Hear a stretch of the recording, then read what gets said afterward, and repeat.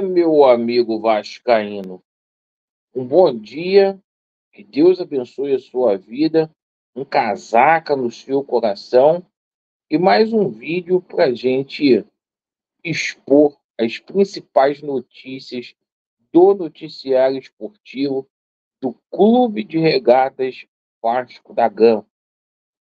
A gente vai falar aqui sobre assuntos que verdadeiramente você, torcedor do Vasco, não ouve por aí por conta da passação de pano. Vamos falar muito sobre essa partida envolvendo Vasco da Gama e Fortaleza.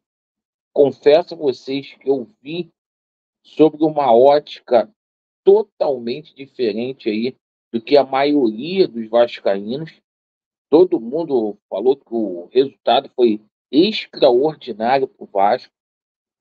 O Vasco chegou ao ponto que empatar é excelente, né? É muito bom empatar agora. A gente vai falar sobre esse jogo. Vamos falar também aí sobre o jogo do Vasco contra o Atlético Paranaense, porque a gente vai ter dois reforços aí importantes de peso para poder nos ajudar. E vamos falar bastante aí também sobre a situação envolvendo o treinador do Vasco da Gama.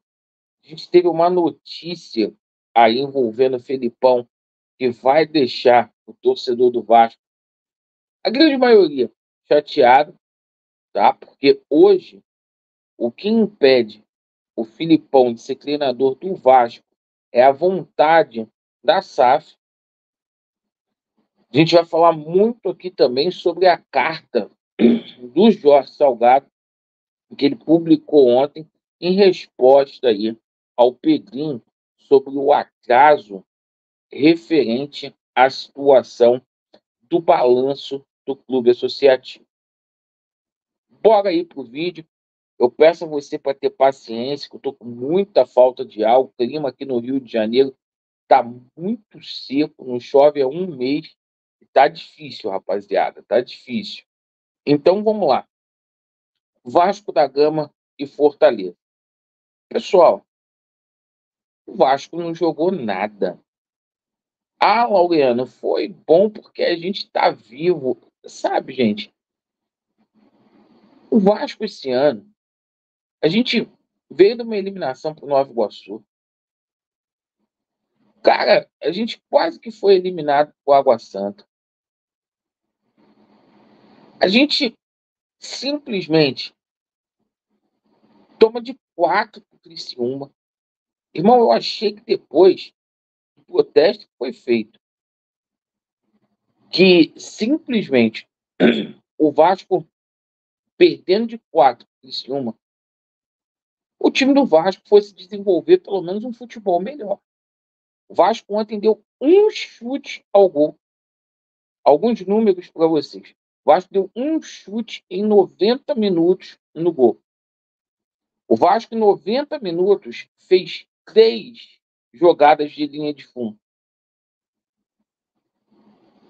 O Vasco segue naquela cena que, para mim, nada mudou.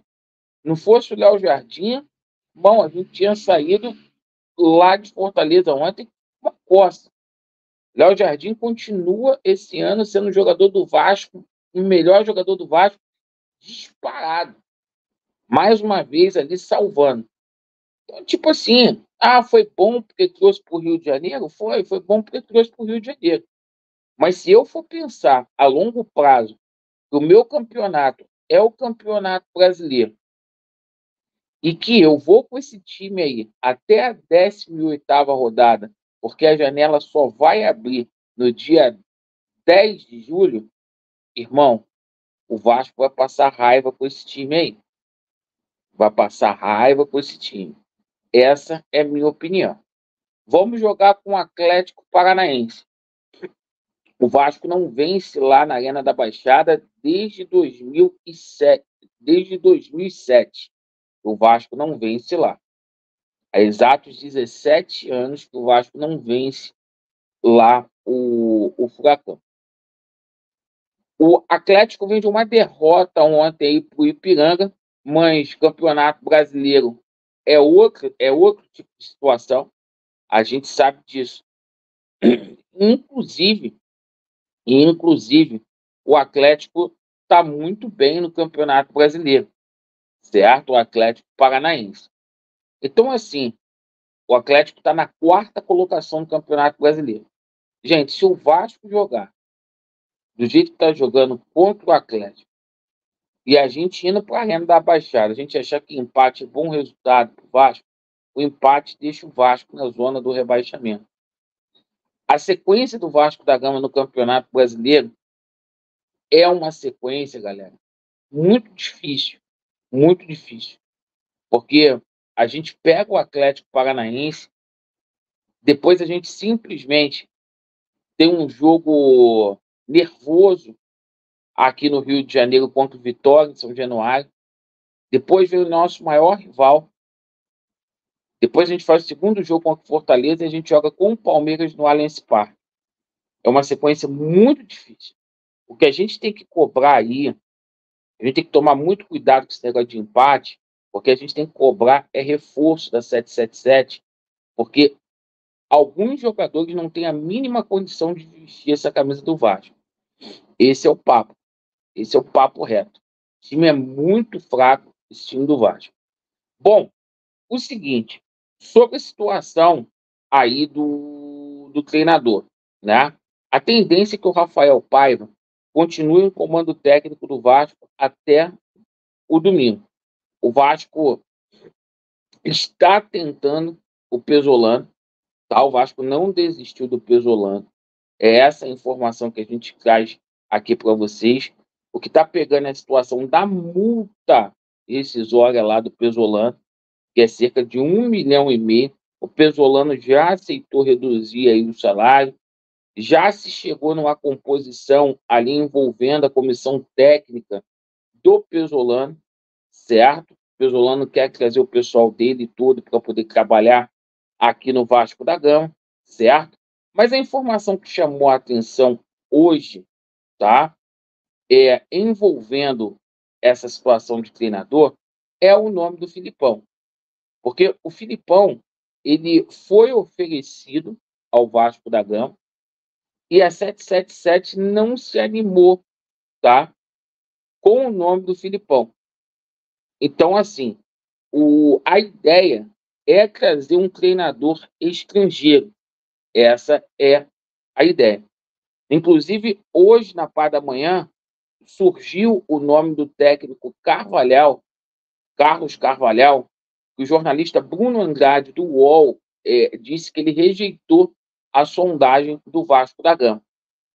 Então, cara, eu lamento o seguinte, cara, porque eu acho que era o nome, o Filipão, certo? Eu acho que o Filipão era esse nome para chegar aqui um técnico de respeito, e a 777 não se animou. O Filipão foi oferecido para o Vasco.